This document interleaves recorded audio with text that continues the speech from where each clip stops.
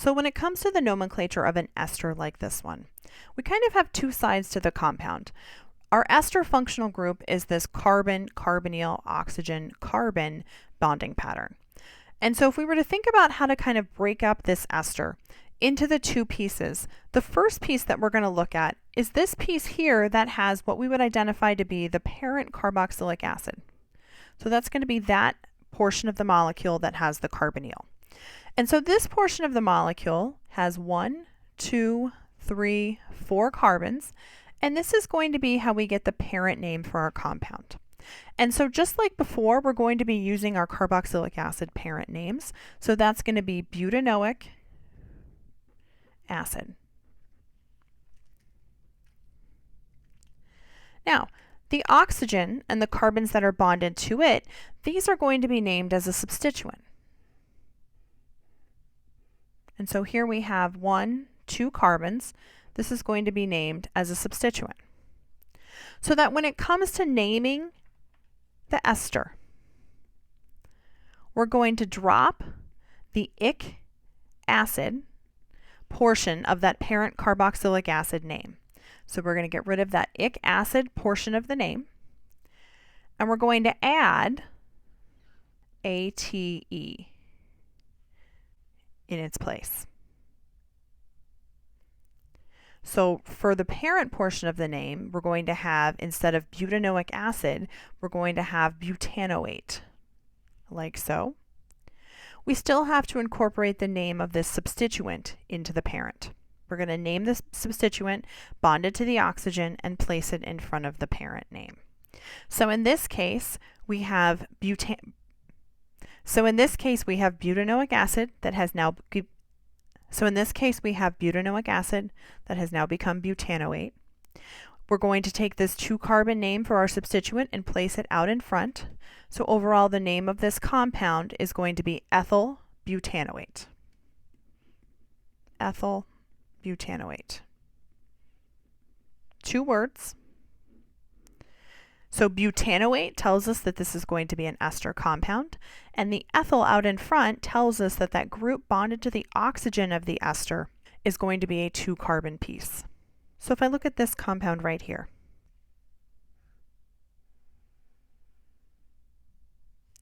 this is going to give me the parent name for the compound. This is the piece I'm going to name as a substituent for my compound. So when it comes to my parent name, the carbonyl must be carbon number 1, 2, 3, 4, 5, 6. So at carbon 6, I have a benzene ring as a substituent, so that's going to be a phenyl substituent. When it comes to my substituent on the oxygen here, I have 1, 2, 3, 4 carbons, so that's going to be a butyl substituent. So as I name this compound, the parent portion of my name is going to come from hexanoic acid. So that's going to be 6-phenyl hexanoate, because it is an ester. This 4-carbon substituent gets named out in front. So that overall the name of this compound is butyl 6-phenyl hexanoate. If we look at one more example,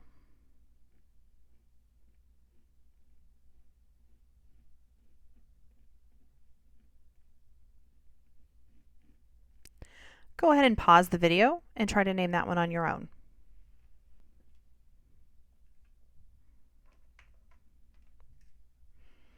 We're going to have 1, 2, 3, 4, 5, 6, 7, 8, 9, and 10. 10 carbons on our parent. And we have 1, 2, 3 carbons. 3 carbons on that substituent piece.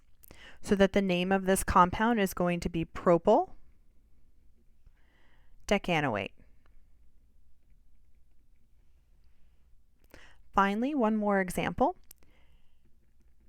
If I asked you to draw the structure for pentyl hexanoate,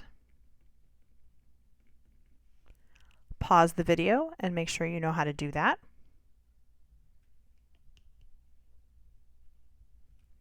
Remember that this pentyl tells us about the carbons that are bonded to the oxygen. Hexanoate tells us that we have a 6-carbon parent. So that means we're going to have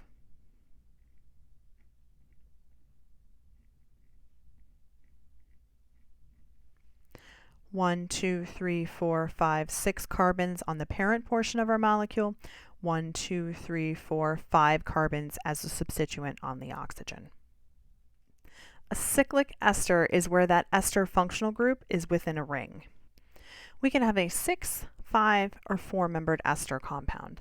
Now, I'm not going to go through the details of naming these compounds, but I do just want to briefly expose you to the structures. The naming system for these compounds looks like this. It starts with the carbonyl, which we know to be carbon number 1 for our parent. This adjacent carbon is what we call the alpha carbon, followed by the beta carbon, the gamma carbon, and the delta carbon. So that this compound here is what we call a delta lactone.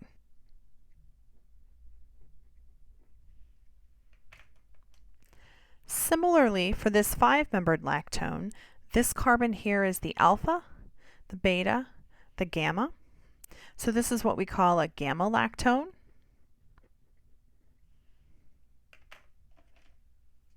And finally, this 4-membered ring, we have the alpha and the beta carbon. So this is what we call a beta lactone. So you'll see these structures in problems. You'll see these structures as you go on to upper level science courses. So I just want you to be familiar. Now we're going to look at the reactions of esters. The first is the reaction of an ester, like this one. In the presence of acid, we'll just use a generic acid of H3O+. Heat, the delta sign right here means heat, and the product of this reaction is a carboxylic acid and an alcohol.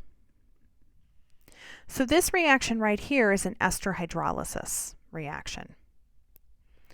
The next reaction takes an ester, like this one, and this reaction places the ester under basic conditions, so sodium hydroxide, water, and heat. The product that we get out of this reaction is this one. So that's a carboxylate ion and an alcohol. And the third reaction of esters we're going to talk about is where we take an ester like this one in the presence of an amine like this one.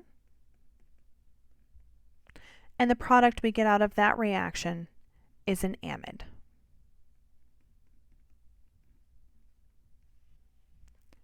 Plus the alcohol. The fourth reaction is where we take an ester, like this one. We're going to treat this ester with alcohol, a different alcohol, so let's say in this case methanol. We're usually going to run this reaction with a large excess of that alcohol. We need some acid in the reaction as well, so we'll use H3O+ and heat. And this reaction is what we call a transesterification, because what we're going to do is we're going to switch that ester group. We're going to start with an ester, and we're going to make an ester as the product of the reaction, but we're going to switch that ester group during the process, so that this 2-carbon piece right here ends up as my alcohol at the end of the reaction. This 1-carbon piece from the methanol, this is what gets incorporated into our product.